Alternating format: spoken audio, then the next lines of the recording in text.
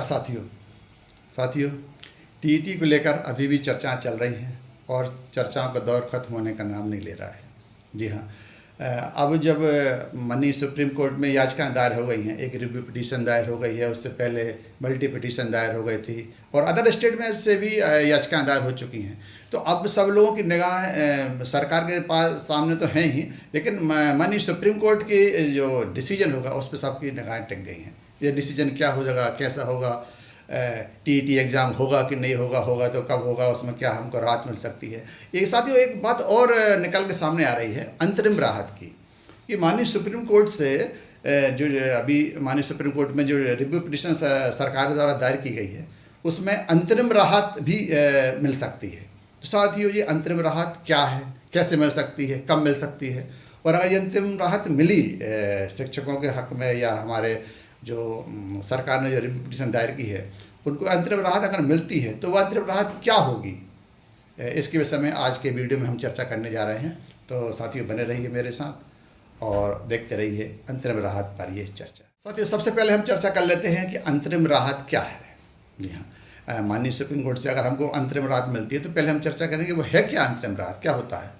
साथियों अंतरिम राहत का मतलब होता है कि जो सुप्रीम कोर्ट द्वारा जो डिसीजन दिया जाएगा, जो अंतिम फैसला होगा, उससे पहले जो फैसला या जो डिसीजन दिया जाता है, मतलब अंतिम फैसले से पहले अगर सुप्रीम कोर्ट चाहे तो डिसीजन दे सकता है, जरूरी नहीं है कि डिसीजन दे, लेकिन चाहे तो दे सकता है, तो वो अंतरिम राहत माना जाएगा।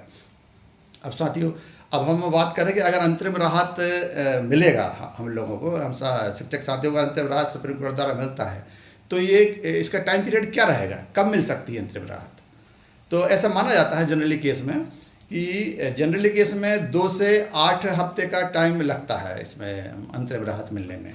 लेकिन वैसे सामान्य जो केस रहते हैं रिव्यू पिटीशन या वगैरह के, तो उसमें तो अंतरिम राहत के लिए कई बार महीनों तक टाइम खिंच सकता है। अंतरिम राहत मतलब जो अगली सुनवाई होती है। लेकिन अगर ये माना जाए, सुप्रीम कोर्ट द्वारा यह माना जाता है कि ये अत्यावश्यक केस है, तो फिर अंतरिम राहत और जल्दी मिल सकती है।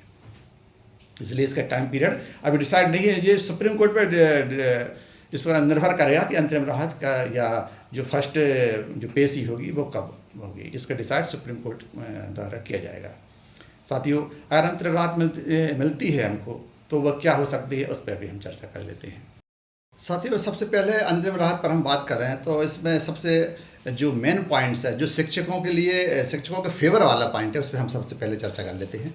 वह पॉइंट ये हो सकता है कि माननीय सुप्रीम कोर्ट यह कह सकता है कि जब तक ये सुनवाई चल रही है तब तक यह परीक्षा ना कराई जाए। मतलब जो टीटी एग्ज़ाम हमारे जुलाई अगस्त में प्रस्तावित है वो टीटी एग्ज़ाम तब तक ना कराया जाए जब तक यह सुनवाई चल रही है। सबसे बड़ी बात अंतरिम राहत में साथियों ये हो सकती है।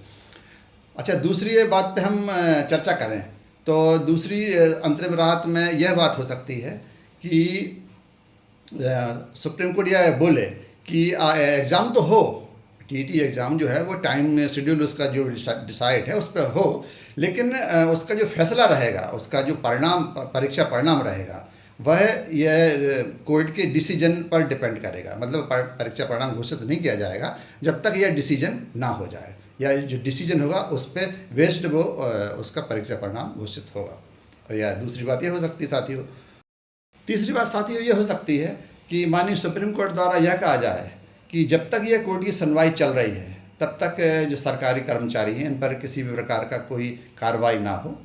जब तक सुनवाई और उसका अंतिम फैसला नहीं आ जाता तब तक कोई कार्रवाई ना हो, यह भी बात हो सकती है। तो यह हमारे शिक्षकों के लिए अस्थायी तौर पर, मतलब स्थायी तो नहीं है लेकिन अस्थायी तौर पर थोड़ी राहत देने वाली बात हो सकती है।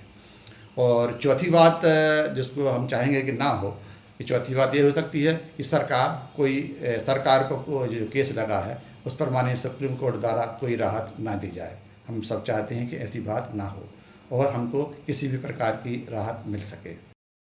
साथियों इसी प्रकार टीईटी से जुड़े, शिक्षा जगत से जुड़े और हमारे शिक्षक साथियों से जुड़े हर खबर को लेकर मैं आपके सामने वीडियो के माध्यम से उपस्थित होता रहूँगा। अगर आपको मेरी बात अच्छी लगे, आपको चैनल सब्सक्राइब कर देना चाहिए, लाइक आपने कर ही दिया होगा, कमेंट्स आप कर ही रहे हैं, और जो भी कमेंट्स आप कर रहे हैं उसमें ये बात हमको ज़रूर बताइएगा कि ये बात भी आप सजेस्ट करिए कि इसके अलावा हम और किस चीज़ पे अपना वीडियो नेक्स्ट वीडियो बना सकते हैं।